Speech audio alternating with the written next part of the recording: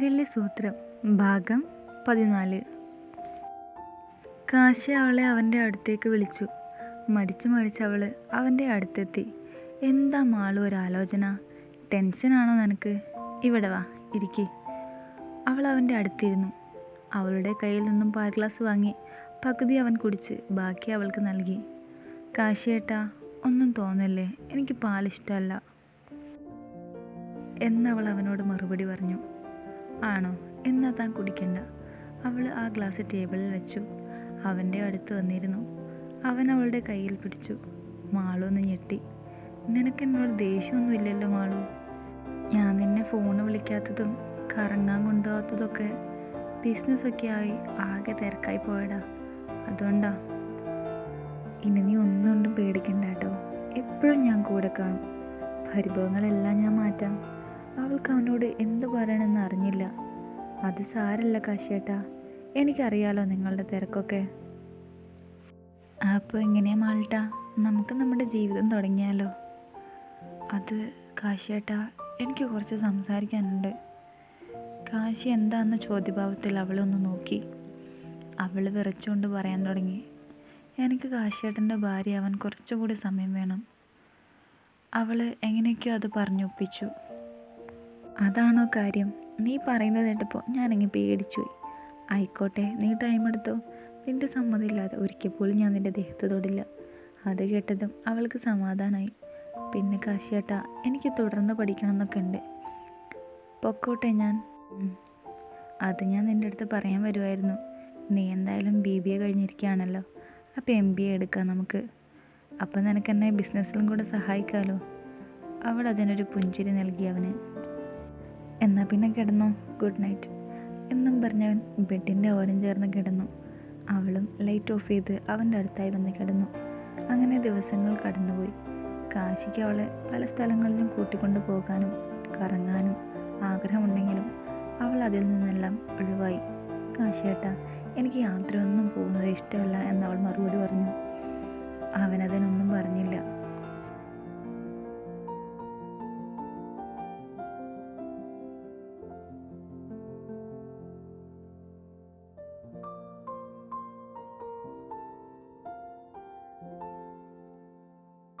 അങ്ങനെ ദിവസങ്ങൾ കടന്നുപോയി. കാശി വിദേശത്തേക്ക് പോയി. അവളെ കൂടെ കൊണ്ടുപോകാൻ അവന് ആഗ്രഹമുണ്ടെങ്കിലും അവൾക്ക് പഠിക്കാനുള്ളതുകൊണ്ട് അതൊന്നും നടന്നില്ല. മാളു അങ്ങനെ പതിയെ ക്ലാസ്സിലൊക്കെ പോയി തുടങ്ങി. അവൻ്റെ താലിയോ സിന്ദൂരമോ ഒന്നും അവൾ ഇട്ടിരുന്നില്ല.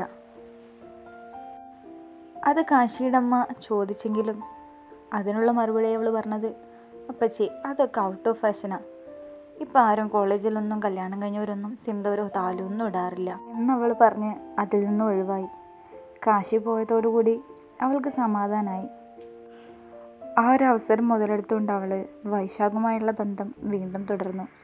ആദ്യമൊക്കെ കാശിയുടെ ഫോൺ കോൾ അവൾ എടുക്കുമെങ്കിലും പിന്നീട് പഠിക്കാനുണ്ടെന്ന് പറഞ്ഞ് കോളുകളൊന്നും അവൾ എടുക്കാതായി.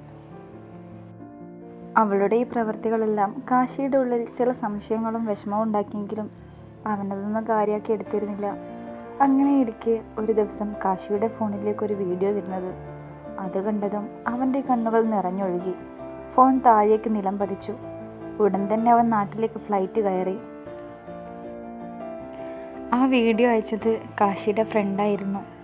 മാളുവും വൈശാഖും തമ്മിലുള്ള വീഡിയോ ആയിരുന്നു അത്. ക്ലാസ് കട്ട് ചെയ്ത് അവനോടൊപ്പം കറങ്ങാൻ പോയിരിക്കുന്നു. പരസ്പരം അവർ ചുംബിക്കുന്ന വീഡിയോ. അത് കണ്ട് അവൻ്റെ കണ്ണുകളെ തന്നെ വിശ്വസിക്കാനായില്ല. ഉടൻ തന്നെ അവൻ നാട്ടിലേക്ക് തിരിച്ചു. കല്യാണം കഴിഞ്ഞ് പിറ്റേ ദിവസം തൊട്ട് അവൾ വൈശാഖുമായി കോണ്ടാക്റ്റ് തുടങ്ങിയിരുന്നു. അവൾ ചേർന്ന അതേ കോളേജിലായിരുന്നു അവനും. അവർ വീണ്ടും പ്രണയിക്കാൻ തുടങ്ങി. എന്നിട്ട് ഒരവസരത്തിനായി കാത്തിരിക്കുകയായിരുന്നു അവർക്ക്, ഒളിച്ചോടാൻ വേണ്ടി, കാശിയുടെ ജീവിതത്തിൽ നിന്നും പതിയെ ഒഴിഞ്ഞു പോകാൻ വേണ്ടി. അതേസമയം തന്നെ കാശി മാളുവിൻ്റെ ഫ്രണ്ടായ നിധയെ വിളിച്ച് കാര്യങ്ങൾ തിരക്കിയിരുന്നു. അവൾ എല്ലാ കാര്യങ്ങളും തുറന്നു പറഞ്ഞിരുന്നു. കാരണം കല്യാണം കഴിഞ്ഞിട്ടും അവൾ പഴയ ബന്ധം തുടരുന്നതിൽ ആർക്കും താല്പര്യം ഉണ്ടായിരുന്നില്ല. സത്യങ്ങൾ വസുദേവനും കുടുംബവും മറച്ചു വെച്ചതും എന്തുകൊണ്ടാണ് അവരെ കല്യാണം നടത്തിയത് എന്നുള്ള കാര്യങ്ങൾ വരെ കാശി അറിഞ്ഞു. സത്യങ്ങളെല്ലാം അറിഞ്ഞതും കാശിക്ക് അവൻ്റെ ദേഷ്യം നിയന്ത്രിക്കാനായില്ല. അവൻ സത്യങ്ങളൊന്നും അവൻ്റെ വീട്ടിൽ പറഞ്ഞില്ല. അതിനിടയ്ക്ക് മാളുവിൻ്റെ വീട്ടുകാരെ വിളിച്ച് ശ്രീമംഗലത്തേക്ക് എത്താൻ പറഞ്ഞിരുന്നു. കാശി വിദേശത്തു നിന്ന് വരുന്നതുകൊണ്ട് വിളിച്ചതായിരിക്കുമെന്ന് കരുതി സന്തോഷത്തോടെ അവർ ശ്രീമംഗലത്തേക്ക് പോയി.